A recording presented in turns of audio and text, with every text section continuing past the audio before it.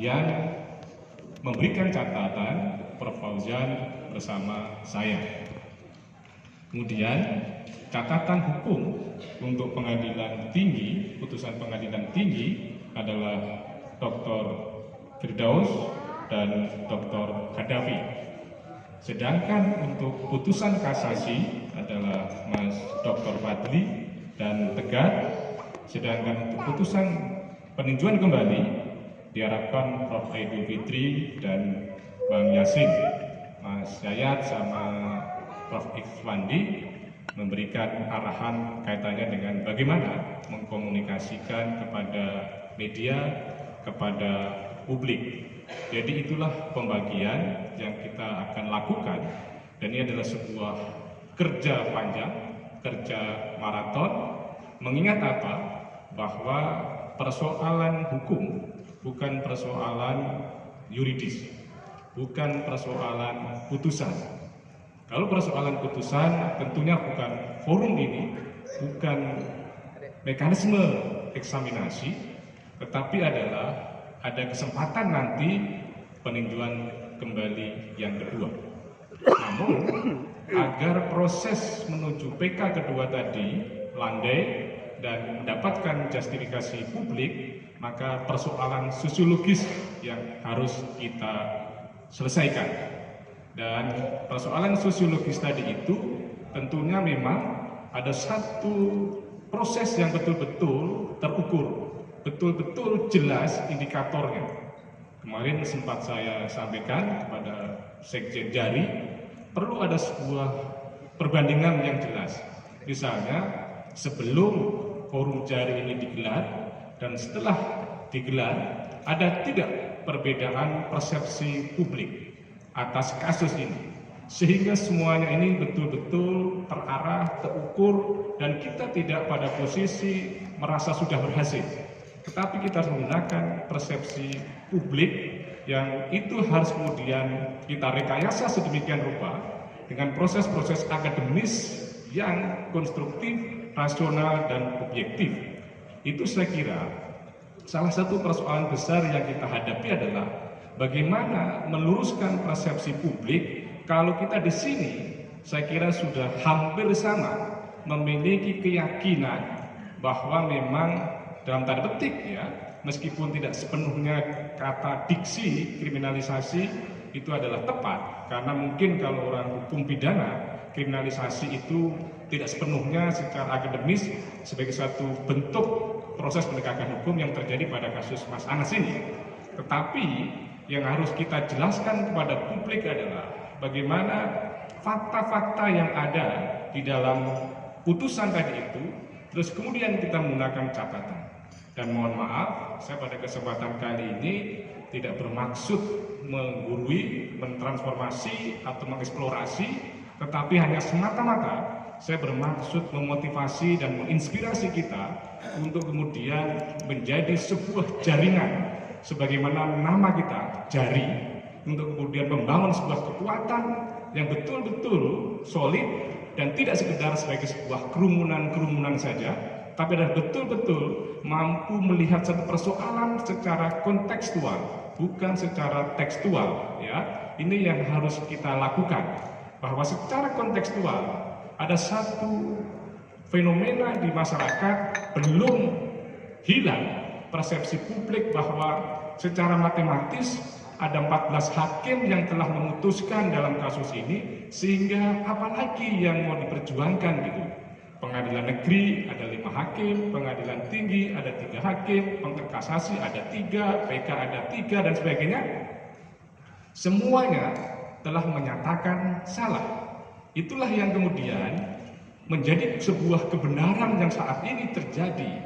Meskipun sebetulnya kita meyakini bahwa kebenaran di dunia adalah kebenaran yang relatif, bukan kebenaran yang absolut, bahwa itu pasti ada kekeliruan-kekeliruan yang harus kita tunjukkan kepada publik. Banyak kasus misalnya Senkankarta pada waktu itu sudah ada putusan pengadilan, sudah menjalani vonis berbulan, bertahun-tahun di penjara, tapi ternyata baru kebenaran di kemudian hari terkuat. di Perancis, di Inggris, sedemikian rupa sehingga kemudian muncul mekanisme peninjauan kembali, karena sekali lagi bahwa putusan-putusan pengadilan itu tidak bisa kemudian dilakukan secara matematis, secara kuantitatif yang memang adalah sebuah kebenaran absolut. Dan inilah tugas kita, teman-teman semuanya, untuk memberikan kebenaran kepada publik ya melalui forum-forum akademis, dan nanti teman-teman sebagai bagian dari jari ini harapannya bisa berkolaborasi dengan institusi-institusi perguruan tinggi dengan hasil yang terarah, yang terukur, yang jelas gitu. Jadi apakah kemudian setelah ada sebuah eksaminasi, ada sebuah legal anotasi tadi itu, telah ada perubahan persepsi pada publik, saya kira itu adalah satu hal yang sangat penting ya harus kita lakukan. Tadi misalnya apa yang disampaikan oleh Sekjen Kahmi adalah satu fenomena yang mungkin menjadi sebagai bagian dari catatan-catatan hukum kita.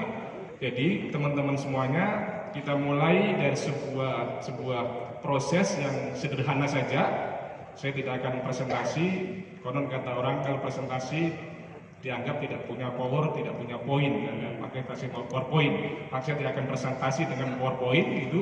Maka untuk itu saya akan secara singkat saja ya memulai dari sebuah proses penetapan tersangka. Ada fakta.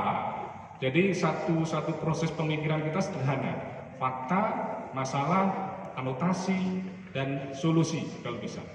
Jadi kerangkanya itu, kita tidak bisa mengingkari fakta yang ada, terus kita cari masalahnya apa, terus catatan kita apa, terus solusinya bagaimana gitu kan. Fakta misalnya, dalam proses penetapan tersangka, itu ada intervensi politik. Ya, ada intervensi politik, saya kira jelas bagaimana ketika Presiden SBY di Mekah, terus kemudian dia mengatakan dengan jelas kalau memang dinyatakan salah, kita terima memang salah, kalau tidak salah kita ingin tahu kalau itu tidak salah. Kalimat itu saya kira semua merekam, semua mencatat dan tidak bisa dipungkiri, dan itu adalah satu fakta yang tidak bisa diingkari. Cuman persoalannya adalah apakah ini menjadi satu masalah dalam konteks penegakan hukum? Tentunya itu adalah satu masalah. Maka dengan demikian kita bisa merumuskan sebuah catatan hukum bahwa proses penetapan tersangka tadi itu adalah ada intervensi politik. Saya kira itu clear, terang benderang, tidak bisa kita ingkari, dan ini mestinya bisa dipahamkan kepada publik bahwa inilah yang kemudian kita maknai sebagai satu bentuk kriminalisasi tadi itu, tetapi lebih pada tendensi adanya narasi-narasi politik yang dipegang oleh penguasa pada waktu itu, dan itu adalah sebuah masalah hukum. Karena mestinya proses hukum itu adalah independen, proses hukum itu adalah hampa, proses hukum itu adalah tidak boleh ada pengaruh politik, ekonomi, dan sebagainya. Itulah catatan hukum secara akademis dalam konteks misalnya penetapan tersangka. Yang kedua adalah misalnya kita juga melihat adanya proses yang disampaikan oleh Sekjen Kahmi tadi, adanya seprindik bocor. Saya kira itu sudah terang benderang. Itu fakta yang terjadi yang tidak mungkin diingkari lagi.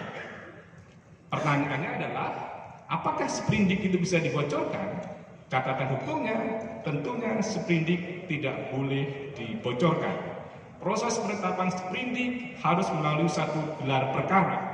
Kenyataannya tidak ada gelar perkara, kenyataannya adalah seprindik tadi diedarkan, terus kemudian ada paraf-paraf semua komisioner yang pada akhirnya paraf itu ada salah satu komisioner yang mencabut parafnya, mengingat apa? Belum ada gelar perkara. Saya kira ini adalah satu fakta bahwa ada satu proses yang tidak benar. Dalam melihat hukum itu ada prosedur, ada substansi, ada kewenangan.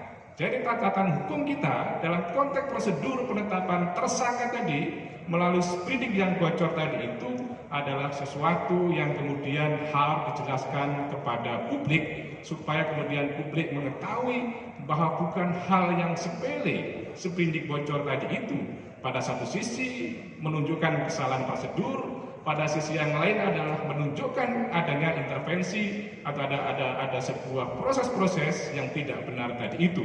Nah, pada sisi yang lain adalah tadi disampaikan oleh Mas Komar lagi bahwa dalam proses misalnya sprindik tadi itu disebutkan sebuah frase pasal ini dan lain-lain.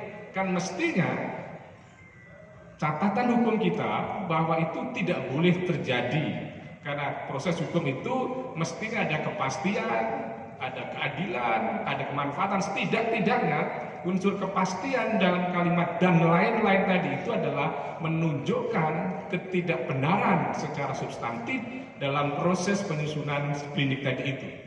Nah, saya kira teman-teman semuanya bisa memberikan catatan-catatan hukum terhadap fakta-fakta yang ada dalam proses penetapan tersangka tadi itu.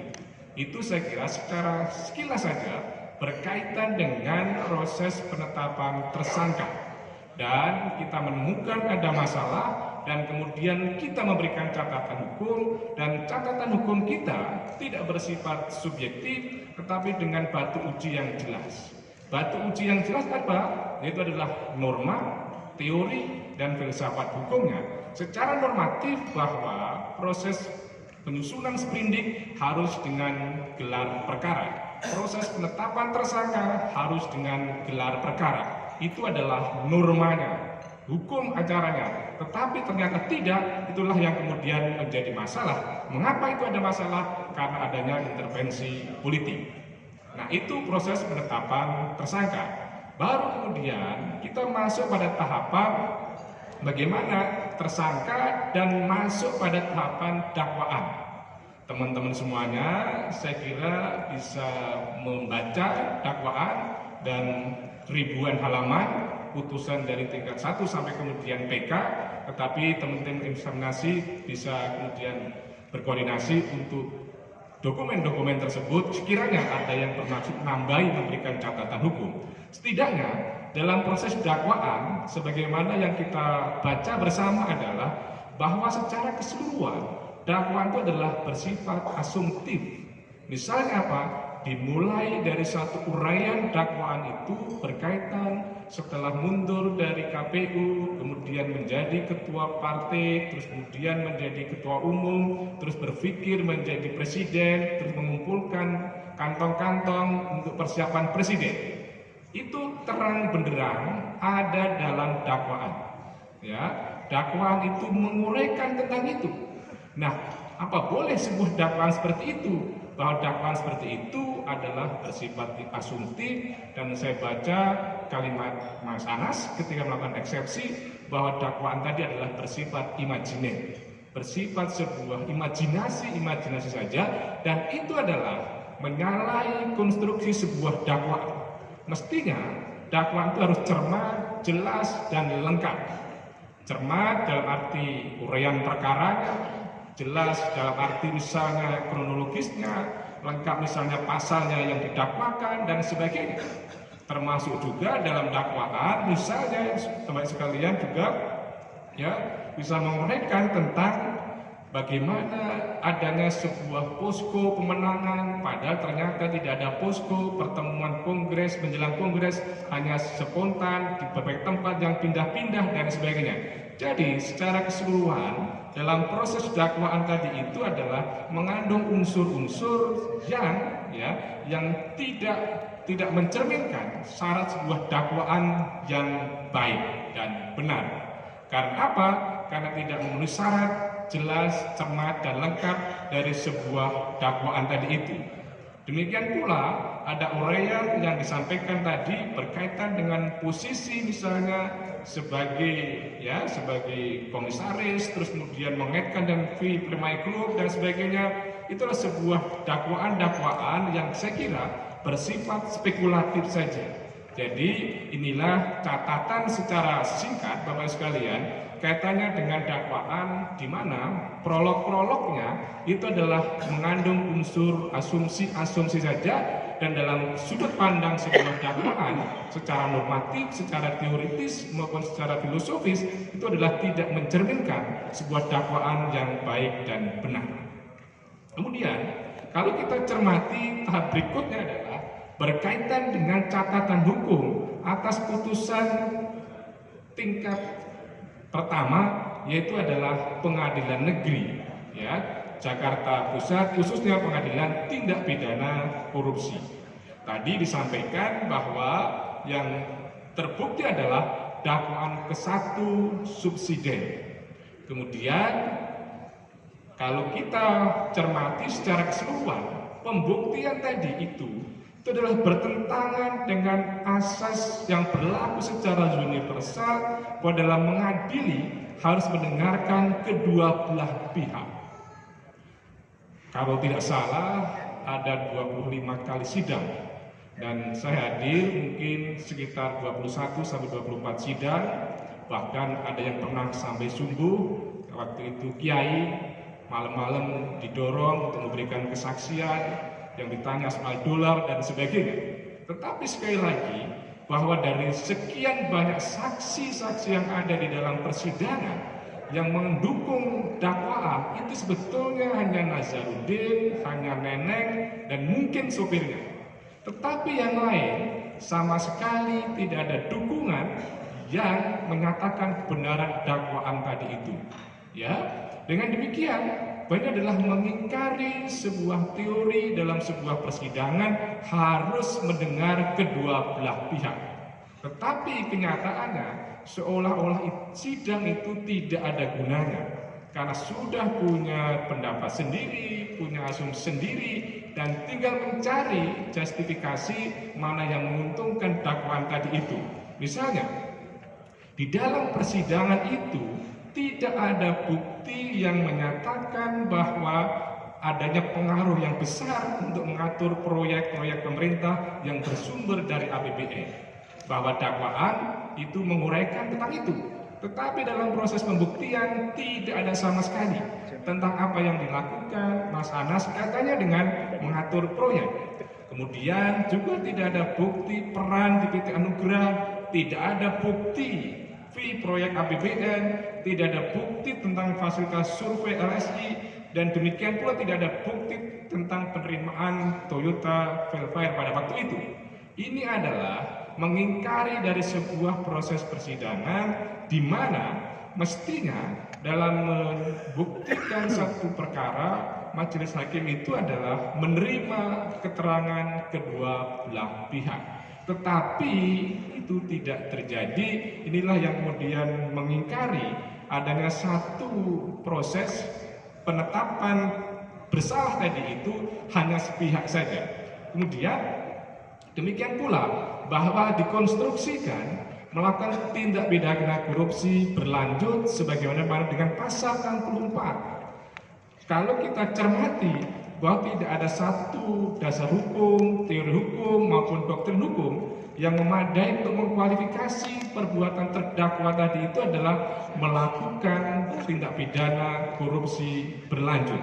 Dengan demikian, ini adalah sebuah proses pembuktian yang sebetulnya sekali lagi seolah-olah hanya berdasarkan pada satu pihak saja, dan itulah yang kemudian memang yang terjadi. Jadi kaitannya dengan pasal 64, pasal 65, kaitannya dengan korupsi berlanjut tadi itu adalah sesuatu yang kemudian tidak ada bukti sama sekali. Nah, singkat saja, nanti teman-teman bisa melengkapi catatan hukum ini, karena ini adalah sebagai tahapan pertama sebelum kita masuk pada eksaminasi atau legal anotasi yang benar di kampus-kampus nanti, sehingga argumen-argumen kita yang kita susun nanti itu memang kuat dan tidak bisa dipatahkan lagi, dan pada dasarnya kita membangun sebuah catatan-catatan hukum berdasarkan norma, teori maupun filsafat hukum atas fakta yang terjadi. Nah, catatan berikutnya adalah berkaitan dengan pengenaan tindak pidana pencucian uang. Nah, masalahnya adalah apakah ada bukti material tentang terjadinya tindak pidana pencucian uang? Bahwa kalau kita cermati, tidak ada satu proses pembuktian yang jelas, predikat crime-nya yang mana, terus kemudian bagaimana cara mencucinya, dan dengan cara apa, dengan apa hasil cucian tadi itu tidak ada satu kejelasan. Kan semestinya ini uang kotor, terus kemudian dicuci, terus ini adalah kemudian hasilnya.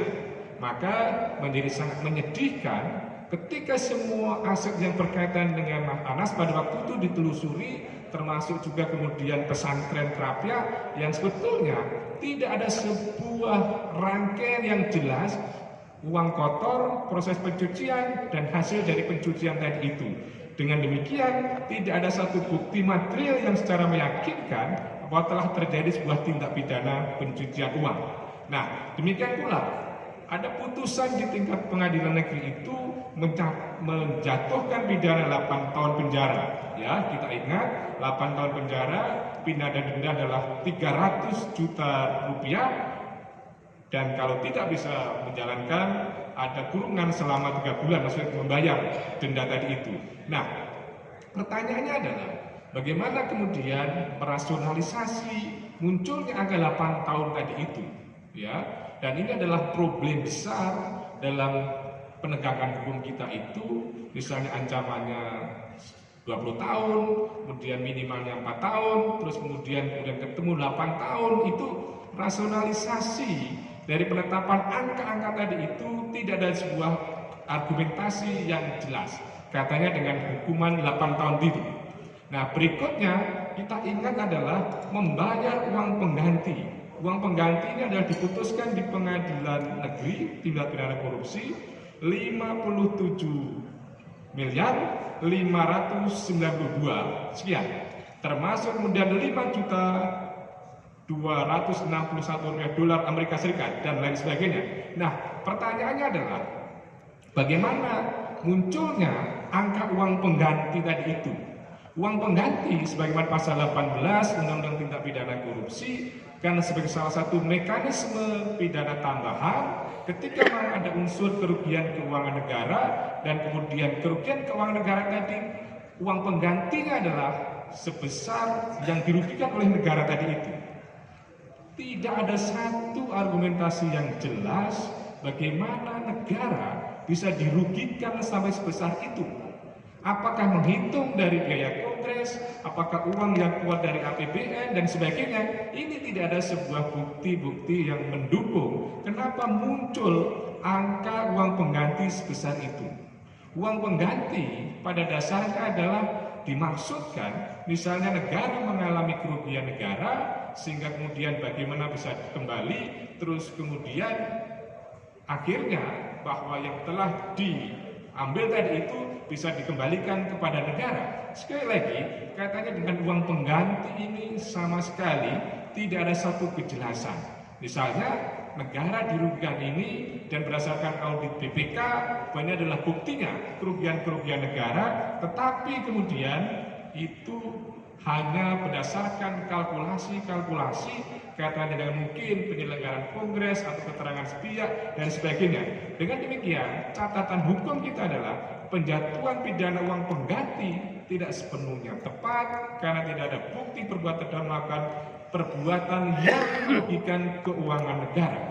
Jadi, uang pengganti itu adalah kaitannya dengan kerugian keuangan negara sebagai pidana tambahan. Namun, sekali lagi, apa yang ada dalam fakta persidangan tidak ada hitungan-hitungan yang jelas tentang kerugian keuangan negara. Demikian pula, Bapak sekalian yang saya hormati, di dalam fakta persidangan itu tidak semua misalnya saksi yang mendikualifikasi itu dipanggil. Misalnya dalam kaitan penyelenggaraan kongres, ya, itu kan mestinya steering committee atau kemudian penanggung jawab kongres itu juga dipanggil untuk memberikan keterangan, tetapi sama sekali tidak ada pemanggilan, tidak ada pemeriksaan. Dan itu kemudian kalau kita baca dari berbagai macam keterangan di media massa bahwa karena tidak dipanggil, tidak mendikualifikasi sebagai misalnya untuk diperiksa. Padahal secara sederhana, saksi itu kan yang melihat, yang mendengar, yang mengalami secara langsung. Kalau bicara tentang kongres, mestinya steering committee atau penanggung jawab kongres itu adalah dipanggil. Tetapi pada kenyataannya itu tidak terjadi. Jadi inilah catatan hukum kita yang bukan mengada-ada, tetapi adalah benar adanya. bahwa faktanya sidang telah terjadi, saksi kemudian pada dipanggil, tetapi yang mendiskualifikasi saksi kok tidak dipanggil. Apakah itu masalah hukum? Ya tentunya adalah masalah hukum. Karena apa? Karena mestinya siapa yang melihat, siapa yang mendengar, siapa yang mengalami atas peristiwa pidana itu dipanggil. Demikian pula, Bapak Ibu sekalian yang saya hormati, catatan dalam persidangan di pengadilan negeri itu ada fakta bahwa calon anggota DPR terpilih itu sebagai penyelenggara negara. Jadi begitu dilakukan pemilihan umum, terus kemudian terpilih, tetapi kemudian di proses hukum tadi itu belum dilantik, sudah dianggap sebagai penyelenggara negara. Itu adalah catatan hukum kita bertentangan dengan teori maupun norma bahwa penyelenggara negara adalah ketika sudah mengucapkan sumpah menjadi anggota DPR. Bagaimana pada waktu itu ada keterangan ahli yang berbeda. Ada Profesor Yusril mengatakan bahwa penyelenggara negara itu ya setelah disumpah dan dilantik, karena di situ akan meletak kewenangan, meletak fasilitas, melekat kedudukannya. Tetapi kalau kita lihat ada keterangan ahli yang lain, begitu calon terpilih dianggap sebagai penyelenggara negara. Dan ini harus dipahami oleh publik bahwa sebetulnya ada kesalahan hukum dalam proses pemeriksaan di dalam persidangan. Nah, demikian pula bahwa salah satu unsur di pasal 11 itu adalah menerima hadiah atau janji. Yang namanya menerima, ada yang menyerahkan, ada yang menerima. Di dalam fakta persidangan itu tidak ada bukti kapan menyerahkannya, kapan menerimanya. Dengan demikian sebetulnya unsur menerima hadiah atau janji tadi itu adalah tidak sepenuhnya dipenuhi. Dengan demikian, ya terlepas dari fakta persidangan atau terlepas dari putusan yang sudah inkrah, dalam catatan hukum kita bahwa mestinya membuktikan satu pasal itu adalah sebuah rekonstruksi fakta berdasarkan alat bukti yang bukan dalam persidangan. Rekonstruksi fakta kaitkannya dengan unsur, misalnya rekonstruksi fakta terhadap menerima hadiah atau janji. Itu tidak ada bukti sama sekali kapan menerimanya, kapan memberikan janjinya.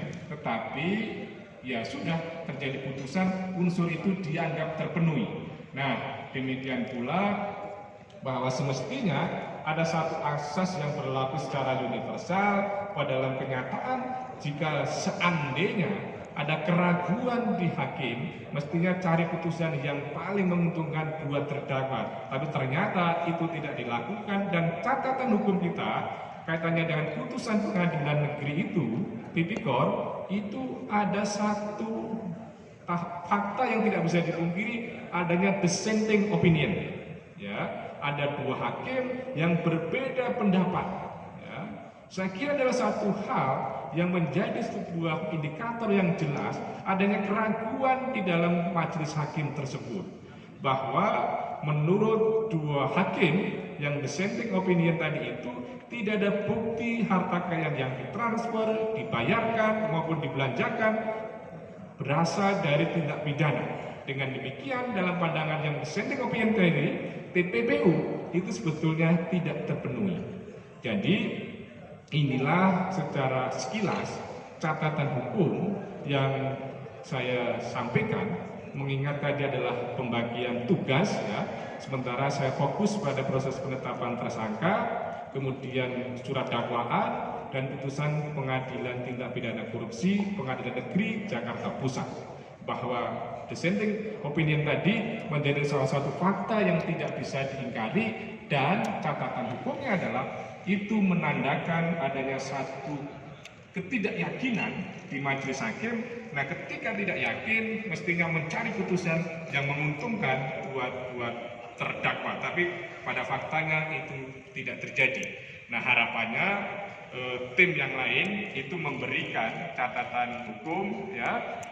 Ternyata belum ada yang masuk ke saya, baik dari Dr. Firdaus maupun kemudian ya Mas Fadli maupun Prof. Aidul. Maka sekiranya ini memang pada sibuk, nanti saya akan bikin catatan sendiri mulai dari pengadilan tinggi, kasasi sampai kemudian peninjauan kembali.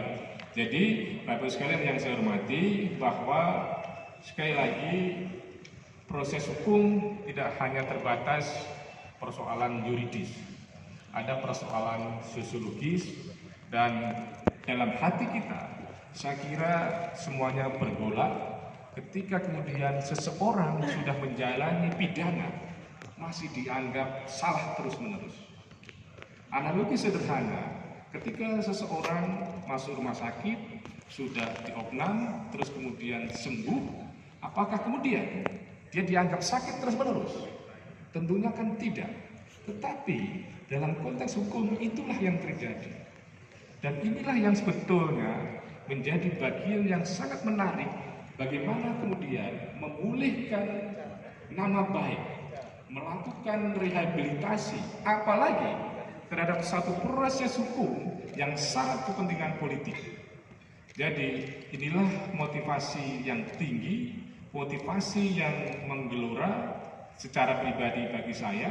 Ada sebuah ketidakadilan sosiologis di masyarakat, bahwa orang sudah menjalani kok masih dianggap salah terus-menerus. Lalu apa makna dari hukuman tadi? Lalu apa makna dari pidana penjara tadi itu? Kalau kemudian sampai sekarang juga dianggap salah. Kalau orang sakit begitu keluar dari rumah sakit, ya dianggap sehat, pulih kembali menjadi masyarakat biasa. Tetapi ini yang terjadi di masyarakat kita. Ada persoalan sosiologis, mestinya begitu keluar dari penjara, ya sudah menjadi pribadi yang kembali ke masyarakat, kembali kepada publik, harus kita terima sepenuhnya. Tidak ada perlu lagi menagih ini, itu, dan sebagainya. Apalagi kemudian kaitannya dengan catatan hukum saya, pencabutan politik, hak politik. 5 tahun setelah pidana pokok. Pidana pokok kalau tidak keliru adalah berakhir 2021, kemudian 5 tahun mungkin berarti hak politiknya akan pulih kembali di 2026. Hak politik untuk jabatan-jabatan publik, tetapi untuk berserikat, berkumpul, menjadi ketua umum PKN, saya kira tidak ada masalah. Tetapi untuk jabatan-jabatan publik, saya kira itu yang dilarang. Tetapi lagi-lagi ini keprihatinan kita, ada sebuah ketidakadilan sosiologis. Bagaimana orang sudah dipenjara, sudah menjalani hukuman, begitu keluar masih dianggap salah terus-menerus. Maka inilah yang harus kita lakukan. Mudah-mudahan dalam waktu yang tidak lama kita secara maraton, ya, terus kemudian kita bisa menghasilkan sebuah perubahan persepsi publik, ya. Sekali lagi, melakukan perubahan persepsi publik bahwa memang ada hal-hal yang tidak sesuai dengan kaidah hukum dalam proses hukum terhadap Mas Anas Urbaningrum. Sekali lagi, apa yang saya lakukan pada kesempatan sore hari ini tidak bermaksud mengeksplorasi, mentransformasi, tapi hanya memotivasi dan menginspirasi. Karena dalam forum yang sekarang ini, termasuk dalam dunia yang semakin canggih ini, seorang dosen, seorang guru itu menghadapi tantangan yang sangat berat. Kenapa? Ilmu yang banyak itu bisa didapatkan di mesin Google. Maka saya selalu mengatakan kepada para teman dosen itu ada 3 kualifikasi. Pertama, dosen yang baik, dosen yang mampu mentransformasi ilmu. Kemudian dosen yang sangat baik, yaitu mampu mentransformasi, mengeksplorasi ilmunya. Kemudian yang ketiga adalah dosen yang hebat, mentransformasi, mengeksplorasi, dan yang terpenting adalah memotivasi dan menginspirasi. Itu sebetulnya yang harus kita lakukan. Maka harapannya adalah kita termotivasi, terinspirasi untuk menegakkan hukum dan kebenaran demi negara yang kita cintai ini. Demikian Mas Fadil sementara.